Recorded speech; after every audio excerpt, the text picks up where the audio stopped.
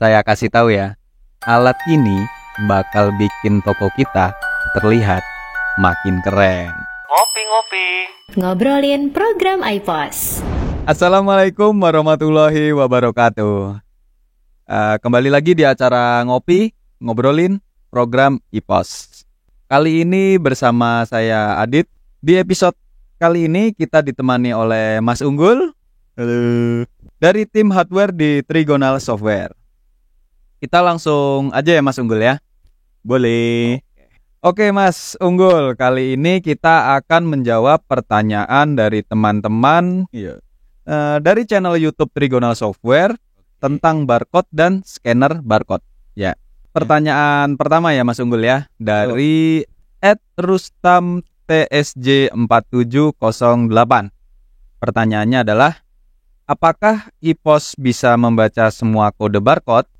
Oke, jadi jawabannya itu tergantung dari barcode scannernya ya. Jadi ada barcode 1D, ada barcode 2D. Sebenarnya di program iPos itu bisa ya baca barcode 1D maupun 2D. Cuman tergantung dari scannernya yang dipakai. Kan scanner itu ada beberapa tipe ya. Ada yang 1D, 2D, ada yang auto scan, manual scan gitu. Jadi balik lagi tergantung dari barcode scanner yang digunakan. Tapi umumnya kalau misalnya buat minimarket, toko-toko gitu itu pakainya biasanya barcode 1D.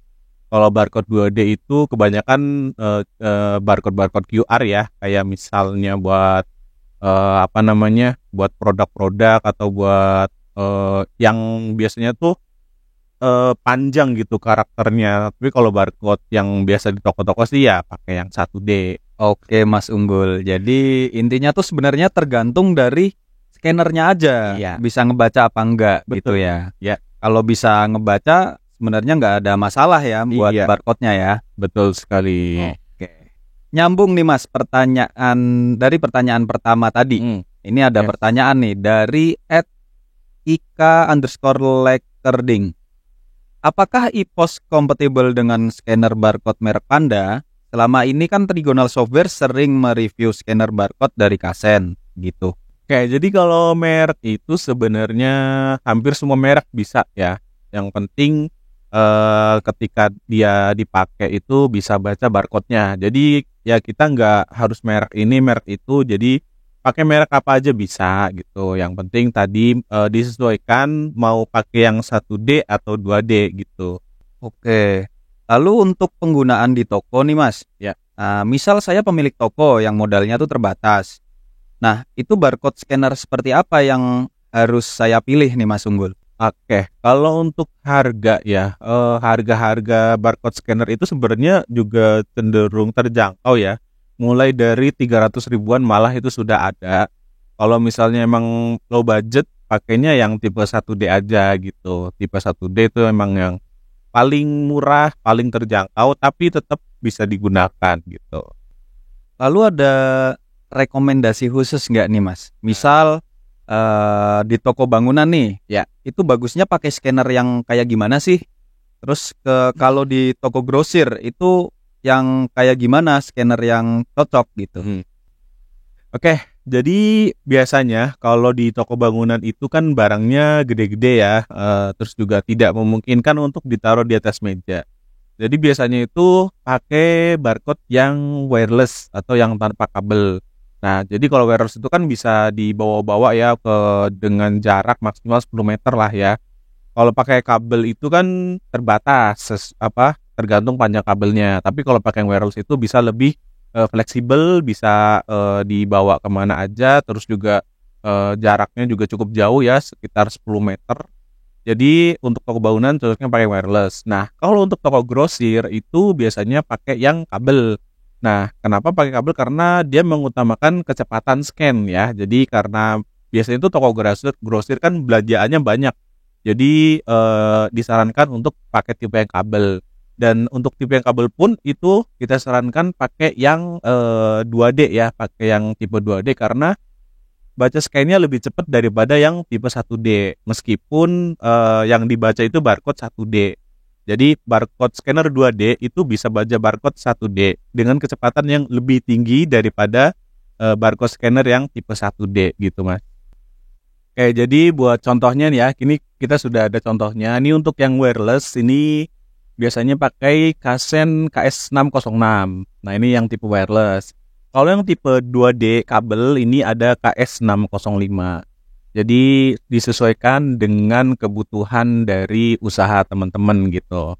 Oke, berarti ini sama-sama 2D cuma ada dua tipe gitu ya. Betul, Mas kalau Unggul? ini wireless, yang ini yang kabel gitu. Oke. Oke, seperti itu ya Mas Unggul ya. Ya, Sebelum kita kembali ke pertanyaan teman-teman, silakan diminum dulu Mas kopinya. oke Mas. Ngopi-ngopi dulu. Kita kembali lagi ke pertanyaan teman-teman nih. Dari Anas Pratama 4471 bertanya, apakah ada merek scanner barcode untuk menyeken barcode di kardus besar?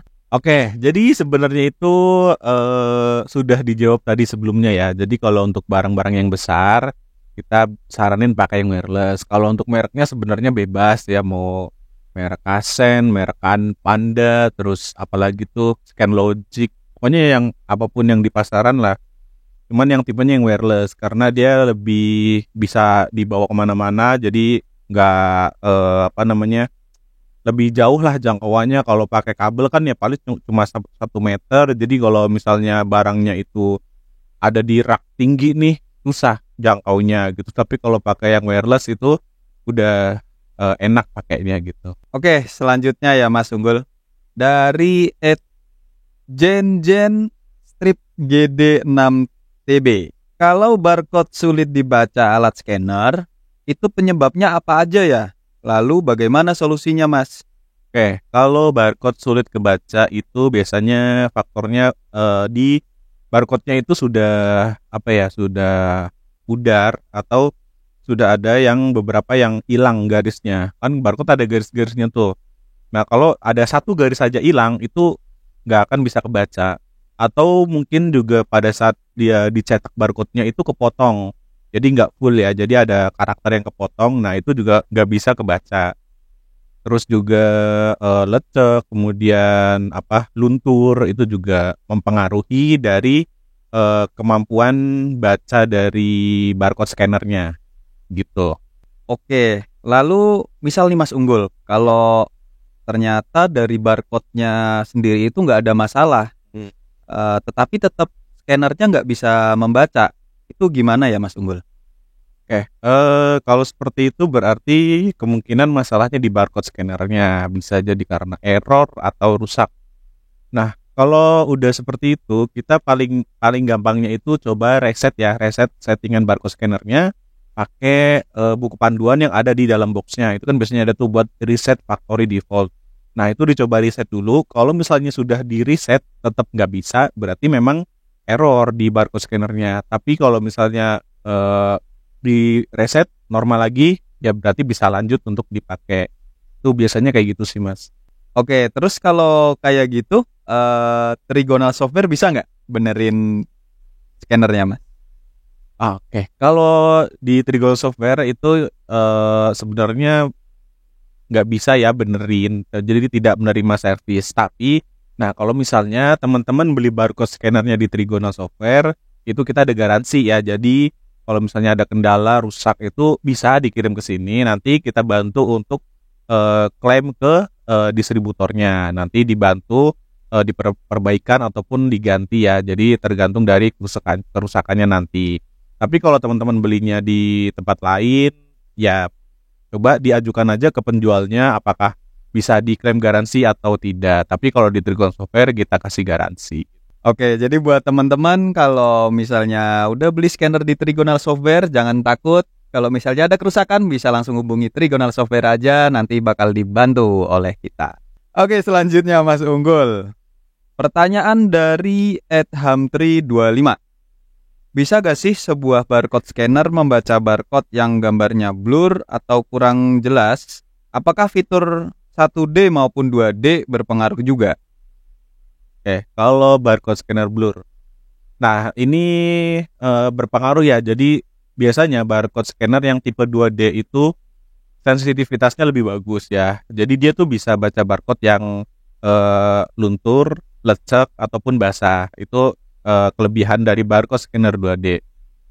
Kalau untuk barcode scanner 1D itu dia karena cuma ada garis laser aja. Jadi kalau misalnya dia mungkin barcode-nya luntur atau kurang jelas garis-garisnya, itu dia susah kebaca.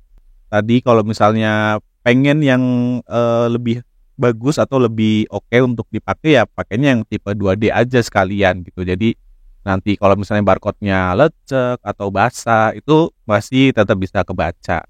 Oke, mungkin itu ya jawaban-jawaban dari Mas Unggul. Semoga bisa menjawab rasa penasaran dari teman-teman semua. Dan makasih juga untuk Mas Unggul ya udah berkenan Oke, hadir Mas. pada ngopi kali ini.